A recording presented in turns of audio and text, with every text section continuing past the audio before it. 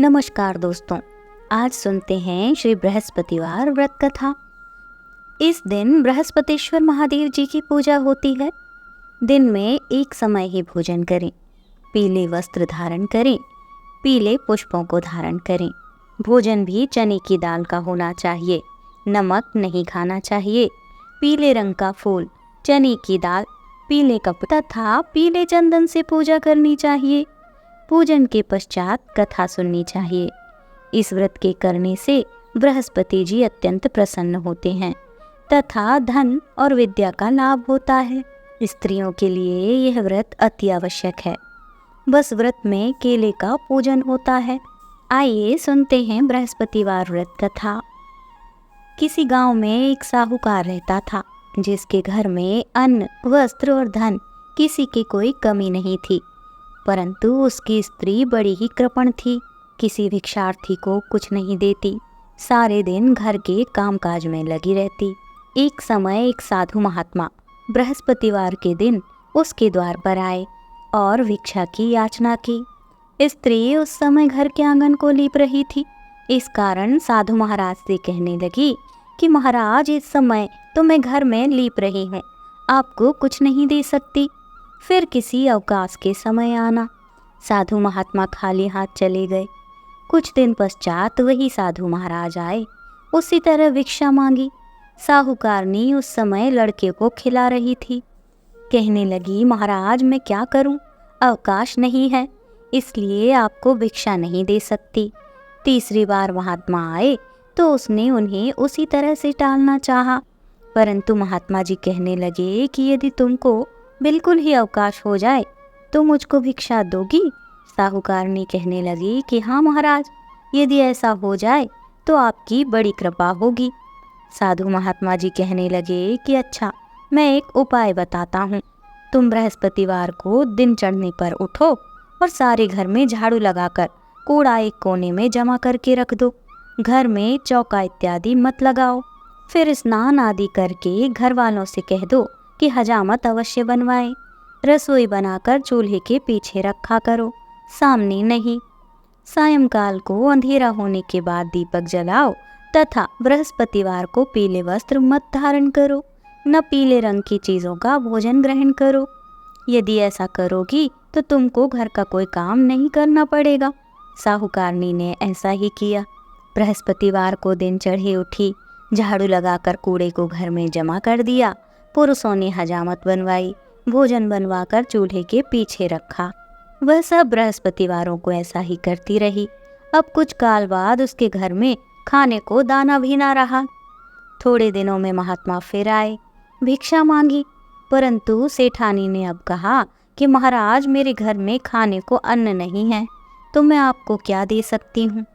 तब महात्मा ने कहा कि जब तुम्हारे पास सब कुछ था तब भी तुम कुछ नहीं देती थी, अब तो पूरा पूरा अवकाश है, तब भी तुम कुछ नहीं दे रही हो।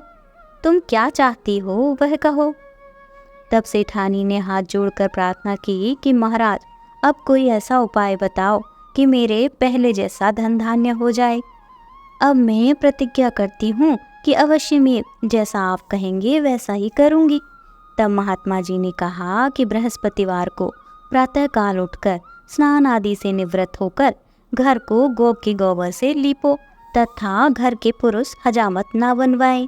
भूखों को अन्न जल देती रहा करो, ठीक सायंकाल दीपक जलाया करो। यदि ऐसा करोगी तो तुम्हारी सब मनोकामनाएं भगवान बृहस्पति की कृपा से पूर्ण हो जाएंगी। सेठानी ने ऐसा ही किया और उसके घर में धन धान्य वैसा ही हो गया जैसा कि पहले था। इस प्रकार भगवान बृहस्पति की कृपा से अनेक प्रकार के सुख भोग कर वह दीर्घकाल तक जीवित रही। ये थी बृहस्पतिवार व्रत की पहली कथा। अब सुनते हैं कथा नंबर 2। एक दिन इंद्र बड़े अहंकार से अपने सिंहासन पर बैठे थे और बहुत से देवता, ऋषि, गंधर्व, किन्नर आदि सभा में उपस्थित थे।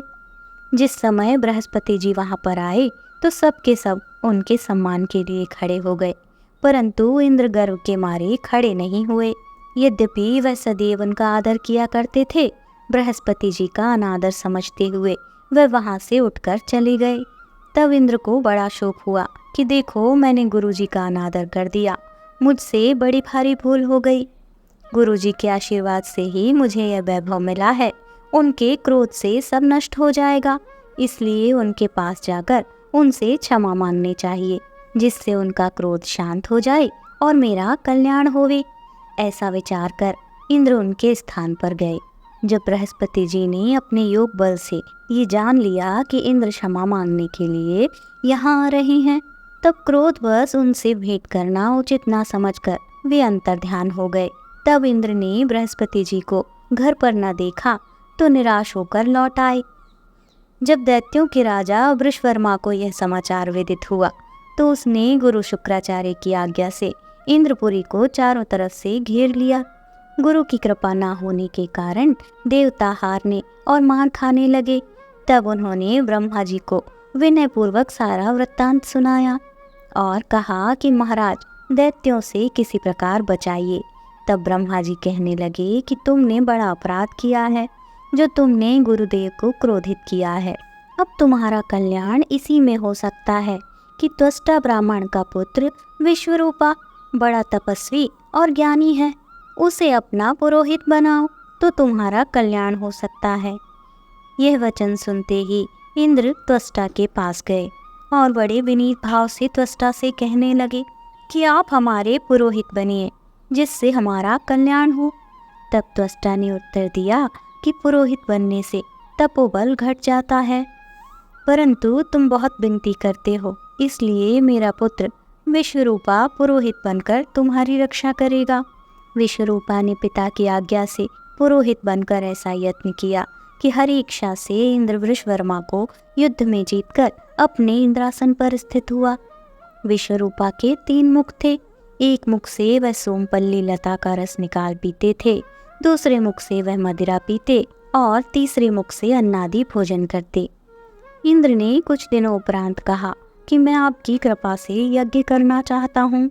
जब विश्वकर्मा की आज्ञा अनुसार यज्ञ प्रारंभ हो गया, तब एक दैत्य ने विश्वकर्मा से कहा कि तुम्हारी माता दैत्य की कन्या है, इस कारण हमारे कल्याण के निमित्त एक आहुति दैत्यों के नाम पर भी दे दीजिए तो अति उत्तम होगा। विश्वरूपा उस दैत्य का कहा मानकर आहुति देते समय दैत्य नाम भी धीरे से लेने लग। इसी कारण यज्ञ करने से देवताओं का तेज नहीं बढ़ा। इंद्र ने यह वृत्तांत जानते ही क्रोधित होकर विश्वरूपा के 3 सिर काट लिए। मद्यपान करने से भंवरा, सोमपल्ली पीने से कबूतर और अन्न खाने से मुख से तीतर बना। विश्वरूपा के मरते ही इंद्र का स्वरूप ब्रह्महत्या के प्रभाव से बदल गया। देवताओं के 1 वर्ष पश्चाताप करने पर भी ब्रह्महत्या का वह पाप ना छूटा। तब सब देवताओं की प्रार्थना करने पर ब्रह्मा जी बृहस्पति जी के सहित वहां गए। उस ब्रह्महत्या के 4 भाग किए, उनमें से एक भाग पृथ्वी को दिया। इसी कारण कहीं कहीं धरती ऊंची नीची और बीज बोने लायक भी नहीं होती। साथ ही ब्रह्मा जी ने यह वरदान दिया कि जहाँ पृथ्वी में गड्ढा होगा, कुछ समय पाकर स्वयं भर जाएगा। दूसरा वृक्षों को दिया, जिससे उनमें गूंद बनकर रहता है। इस कारण गूगल के अतिरिक्त सब गौन अशुद्ध माने जाते हैं। वृक्षों को यह वरदान दिया कि ऊपर से सूख जाने पर जड़ फिर से फूट जाती है। तीसरा भाग स्त्रियों को दिया। इसी कारण स्त्रियां हर महीने रजस्वला होकर पहले दिन चंडालिनी, दूसरे दिन ब्रह्मघातिनी, तीसरे दिन धोबन के समान रहकर चौथे दिन शुद्ध होती हैं। और संतान प्राप्ति का उनको वरदान दिया। चौथा भाग जल को दिया, जिससे फैन और सिवाल आदि जल के ऊपर आ जाते हैं। जल को यह वरदान मिला कि जिस चीज में डाला जाएगा वह बोझ में बढ़ जाएगी। इस प्रकार इंद्र को ब्रह्महत्या के पाप से मुक्त कर दिया। जो मनुष्य इस कथा को पढ़ता या सुनता है, उसके सब पाप बृहस्पति जी महाराज की कृपा से नष्ट हो जाते हैं। बोलिए बृहस्पति महाराज की जय।